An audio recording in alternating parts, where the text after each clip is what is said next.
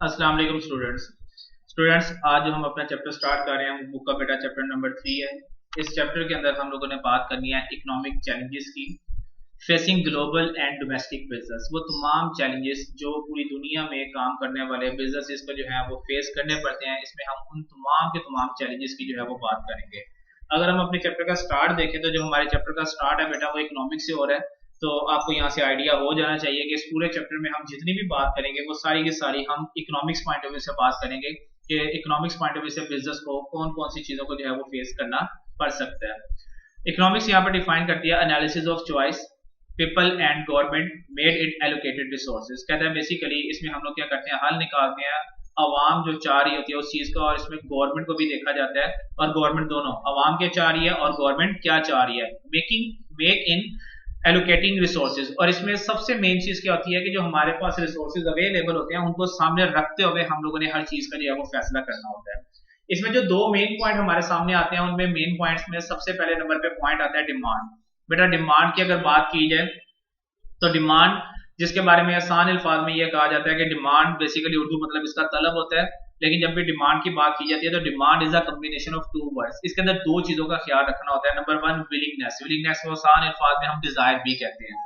तो सबसे पहले नंबर के ऊपर वो कहता है जी विलिंगनेस होनी चाहिए, डिजायर होनी चाहिए, ख्वाहिश होनी चाहिए किसी चीज को खरीदने की, and ability to consumer to purchase goods and services at different price. और फिर दूसरे नंबर के ऊपर वो शख्स जो उन चीजों को खरीदना चाहता है क्या उसके खरीदने की उसके अंदर इतनी ताकत है, यानी कि उसके पास इतने पैसे अवेलेबल है, तो तब वो आपकी बेटा डिमांड बनेगी।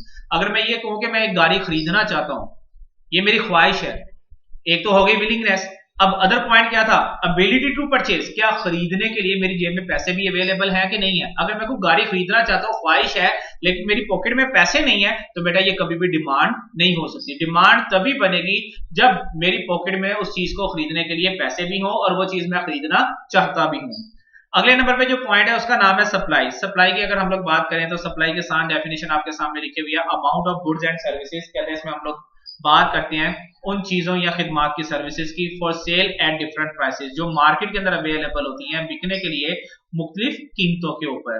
नेक्स्ट बेटा जो हमारे पास पॉइंट आता है उस पॉइंट का नाम है with the name of micro economics. अगर बात की जाए तो इकोनॉमिक्स की बेटा दो तरह की हमारे पास जो है वो ब्रांचेस होती हैं, एक होती है माइक्रो इकोनॉमिक्स और दूसरी हमारे पास होती है मैक्रो इकोनॉमिक्स। माइक्रो इकोनॉमिक्स अगर हम लोग माशरे में बात कर रहे हैं किसी एक शख्स को लेकर या किसी एक फैमिली को लेकर या किसी एक बिजनेस को, अगर आप देखें तो मैंने तीनों वर्ड्स में वर्ड क्या कॉमन यूज किया है, किसी एक की मैं बात कर रहा हूं, किसी एक शख्स या किसी एक फैमिली या किसी एक बिजनेस को लेकर, तो देन बेटा ये आप लोगों की माइक्रो इकोनॉमिक्स कहलाती है। माइक्रो इकोनॉमिक्स में हम स्टडी करते हैं स्मॉल लेवल के ऊपर, छोटे पैमाने के ऊपर अगर हम चीजों को हमने अपनी रीड कर रहे हैं तो या छोटी छोटी प्रॉब्लम्स को हम लोग देख रहे हैं तो उसे हम माइक्रो इकोनॉमिक्स का नाम देते हैं। जबकि दूसरी जो टाइप हमारे पास आती है उस टाइप का नाम होता है with the name of macro economics. Macro economics में जब भी बात की जाती है तो उसमें मुल्की लेवल की बात की जाती है, उसमें कोई एक शख्स या कोई एक फैमिली या कोई एक बिजनेस नहीं होता, बल्कि हर शख्स, हर बिजनेस और हर जो है वो बंदा उसके अंदर इंक्लूड किया जाता है। तो यहाँ पर इसकी डेफिनेशन में लिखा भी है, कहता है study of small unit economic units such as individual consumers families and businesses. कहता है ये बेसिकली स्मॉल हमारे जो है वो यूनिट्स होते हैं जिनकी हम यहाँ पर स्टडी करते हैं।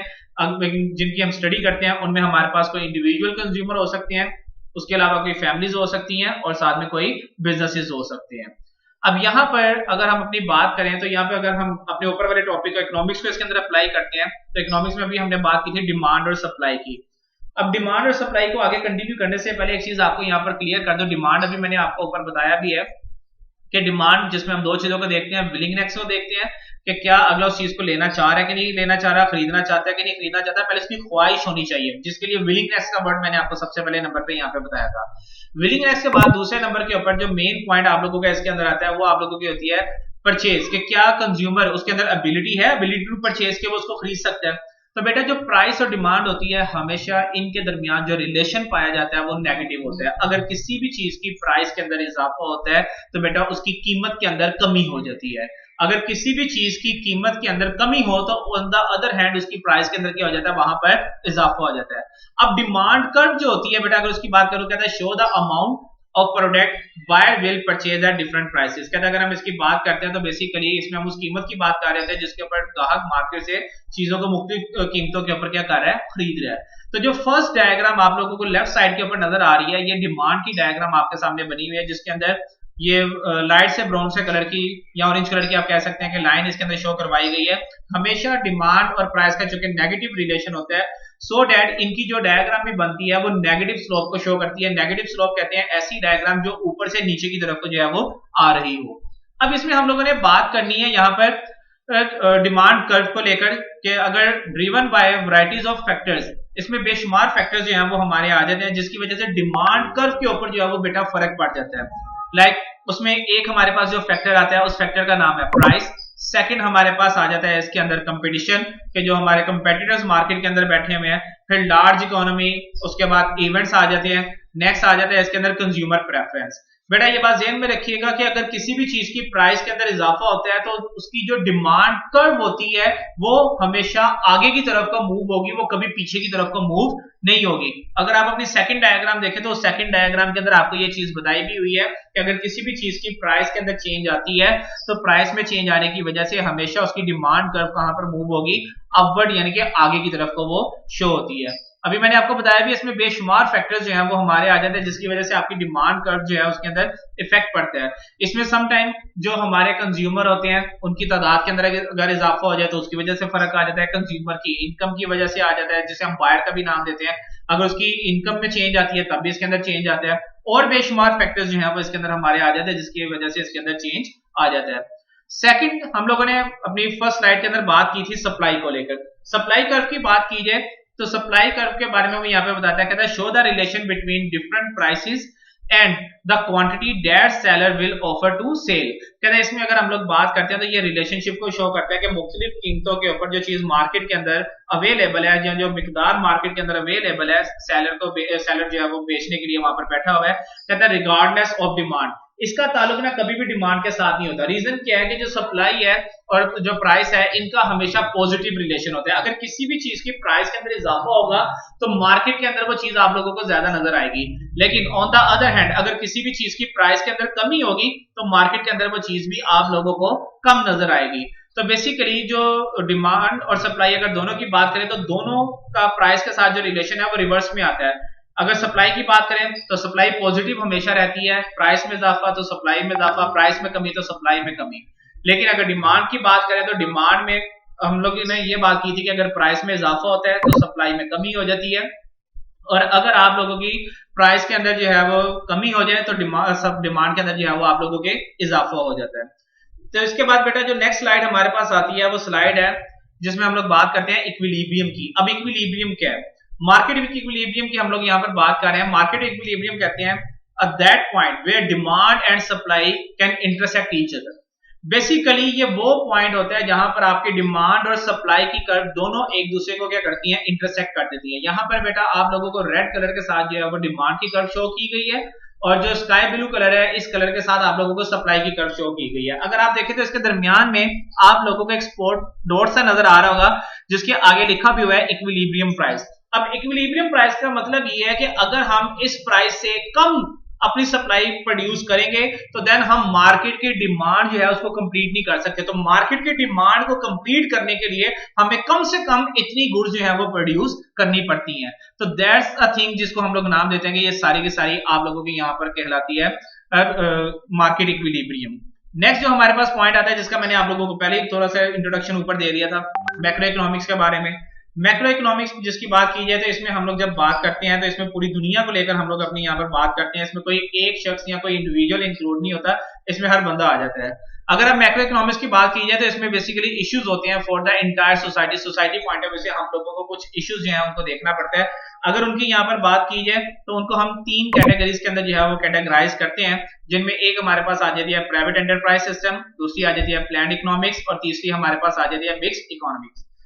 अब वन बाय वन इन तीनों के ऊपर बेटा यहाँ पर हम लोग बात करते हैं। सबसे पहले नंबर के ऊपर हमारे पास जो स्लाइड आती है जिसका नाम है प्राइवेट एंटरप्राइज सिस्टम। अगर प्राइवेट एंटरप्राइज सिस्टम की बात की जाए तो प्राइवेट एंटरप्राइज सिस्टम के अंदर इसको आसान अल्फाज में हम कैपिटलिज्म का नाम देते हैं।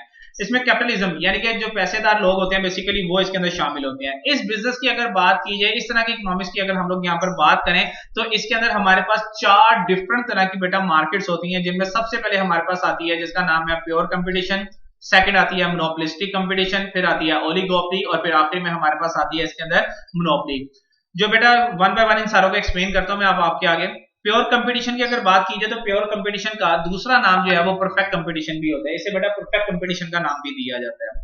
अब इन सारों के दरमियान कंपैरिजन क्या है, इनके अंदर फर्क क्या है, वो फर्क अब आपके सामने स्क्रीन के ऊपर यहाँ पर आया हुआ है। अगर बात की जाए नंबर ऑफ यहाँ पर इनके कंपेटिटर्स की या नंबर ऑफ बायर्स जो है वो बायर्स की बात की जाए, इसको चीज को सॉरी सेलर्स की बात की जाए, इसको बनाने वाले मार्केट के अंदर कितने लोग हैं, तो बेटा पहली बात तो ये है कि जो प्योर कंपटीशन होता है इसमें लातादाद लोग होते हैं, इसमें कोई लिमिट नहीं होती, इसमें कोई एक बंदा नहीं होता, अनलिमिटेड लोग जो है वो इसके अंदर जो है वो आप लोगों के पाए जाते हैं। इसीलिए से यहाँ पर जो वर्ड यूज किया हुआ वो मैनी।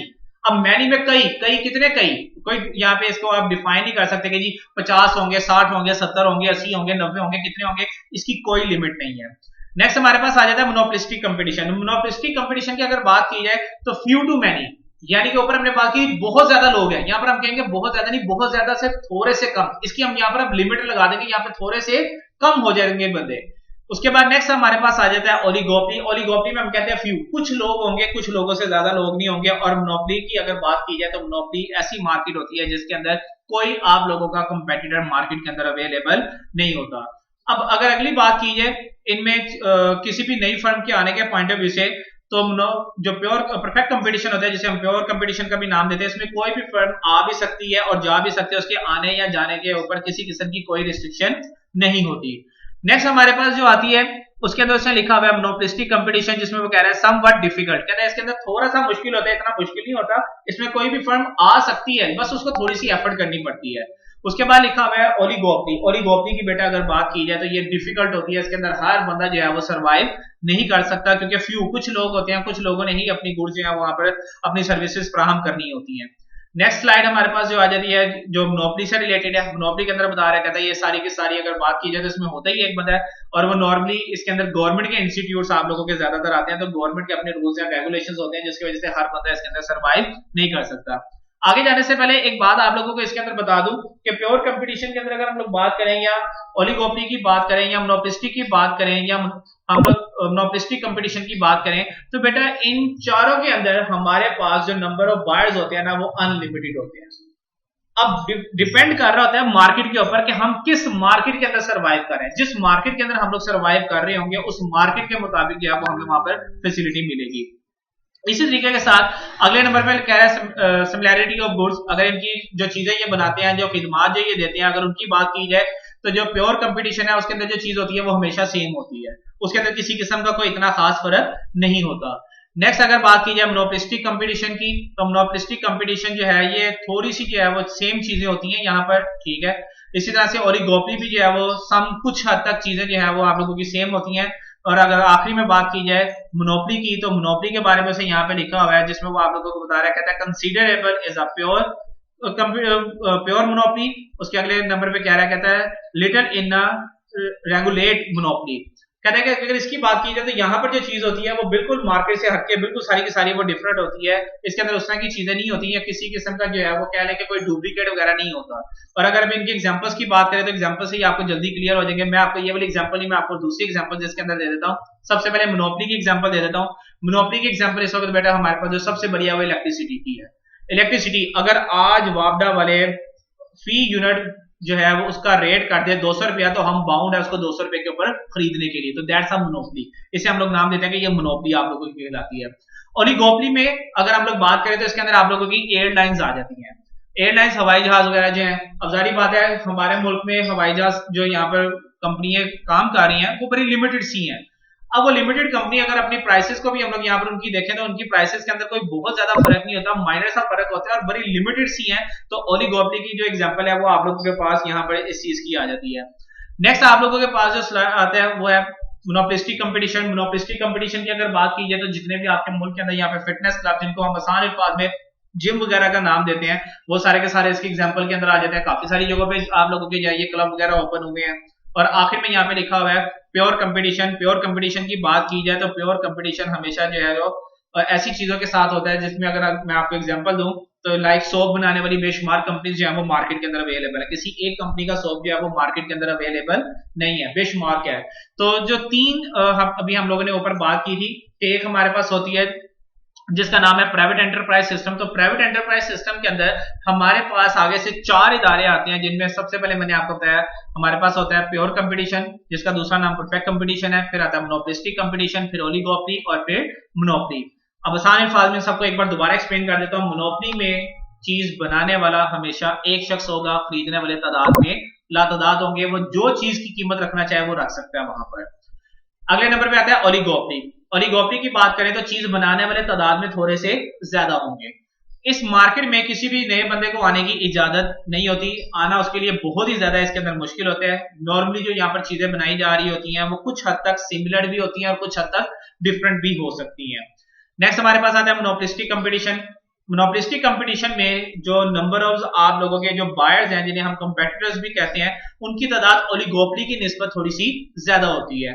यहाँ पर जो चीजें बनाई जा रही होती हैं वो चीजें आप लोगों की डिफरेंट ही होती हैं, वो सिमिलर नहीं होती हैं, वो डिफरेंट चीजें आप लोगों की होती हैं। और यहाँ पर किसी भी नई फर्म के अगर आने की बात की जाए तो थोड़ा सा मुश्किल होता है, बहुत ज्यादा मुश्किल नहीं है, थोड़ा सा उसके लिए टफ काम होता है। उसके बाद वो मार्केट के अंदर सर्वाइव यहाँ पर कर सकती है। और आखिरी में आप लोगों के पास आता है जिसका नाम है प्योर कंपटीशन या परफेक्ट कंपटीशन। ऐसी मार्केट के लिए ये टर्म इस्तेमाल की जाती है जिस मार्केट में चीज बनाने वाले तादाद में लातादाद लोग हों और चीज खरीदने वाले भी लातादाद लोग हों, और जहां पर जो चीज बनाई जाती है वो हमेशा होमोजीनियस यानी कि एक जैसी चीजें होंगी। इसकी सबसे बड़ी एग्जांपल मैंने भी आपको दी भी थी, वो सोप कंपनी की है। तो बेटा ये 4 मार्केट्स आप लोगों की आती हैं प्राइवेट एंटरप्राइज सिस्टम के अंदर। इसमें जो भी रूल्स एंड रेगुलेशंस होते हैं वो सारे के सारे नॉर्मली प्राइवेट लोगों की तरफ से ही बनाए जाते हैं। नेक्स्ट हमारे पास आती है जिसका नाम है प्लान्ड इकोनॉमिक्स। प्लान्ड इकोनॉमिक्स की अगर हम लोग यहाँ पर बात करें तो प्लान्ड इकोनॉमिक्स के अंदर जो है वो हमारे पास 2 तरह के इदारे होते हैं, या 2 तरह से इसको हम लोग कैटेगराइज करते हैं। सबसे पहले होता है कम्युनिज्म और दूसरा होता है हमारे पास सोशलिज्म। कम्युनिज्म की अगर हम लोग यहाँ पर बात करें तो कम्युनिज्म से मुराद बेसिकली वो तमाम इदारे जिनका 100% जो कंट्रोल है उस मुल्क की गवर्नमेंट के पास होता है।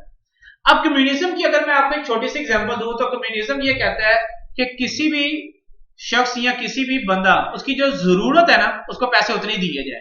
लाइक मैं कहता हूं मुझे 1000 रुपए की जरूरत है। अब 1000 रुपए की जरूरत के अगेंस्ट चाहे मैंने काम 10 रुपए का किया हो, चाहे काम मैंने 200 रुपए का किया हो, चाहे काम मैंने 10,000 का किया हो, मुझे मिलेंगे कितने? मुझे 1000 ही मिलेगा। ये कम्युनिज्म की अप्रोच है। अगर सोशलिज्म की बात की जाए तो सोशलिज्म ये कहता है कि आपने जितना काम किया होगा पैसे भी आपको उतने ही मिलेंगे, आपको रिवॉर्ड उतना वहां पर पे किया जाएगा।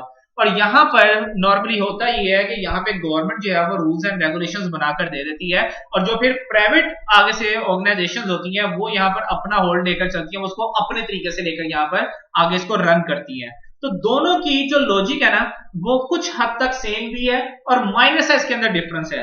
मैं दोबारा दोनों का डिफरेंस एक्सप्लेन कर रहा हूं। कम्युनिज्म की अप्रोच में ये होता है कि आपने जितनी एफर्ट की हो आपको उस एफर्ट को नहीं देखा जाता, सिर्फ आपकी जो है वहां पे डिमांड देखी जाती है। लाइक जैसे मैंने भी कहा कि मुझे 1000 रुपए की जरूरत है, तो मैंने चाहे काम 100 का किया हो, चाहे 200 का किया हो, चाहे 10,000 का किया हो, चाहे लाख का किया हो, मुझे उसके अगेंस्ट रिवॉर्ड कितने का मिलना है? 1000 रुपए का ही मिलना है। सोशलिज्म की अप्रोच क्या कहती है कि अगर मैंने काम किया है 10 रुपए का तो जो रिवॉर्ड है वो कितने का मिलेगा? 10 रुपए का ही मिलेगा। अगर 100 का किया है तो जो मुझे रिवॉर्ड मिलना चाहिए वो किसमें होना चाहिए? वो 100 में। अगर 10,000 का किया है तो वो 10,000 का मिलना चाहिए। तो दोनों की अप्रोच में ये थोड़ा सा जो है वो चेंज आ जाता है।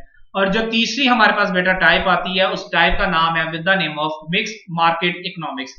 मिक्स्ड मार्केट इकोनॉमिक्स की अगर बात की जाए तो ये आप लोगों के प्राइवेट एंटरप्राइज सिस्टम और प्लान्ड इकोनॉमिक्स दोनों का जो है वो बेटा मिक्सचर है। अगर दोनों के फीचर्स को हम लोग यहाँ पे दोनों को पकड़ के मिक्स कर दें तो देन उसे हम लोग यहाँ पर नाम देते हैं कि वो आपकी मिक्स मार्केट इकोनॉमिक्स कहलाती है। इसकी सबसे बड़ी जो एग्जांपल हमारे पास यहाँ पर आती है वो आप लोगों के पास पीटीसीएल है।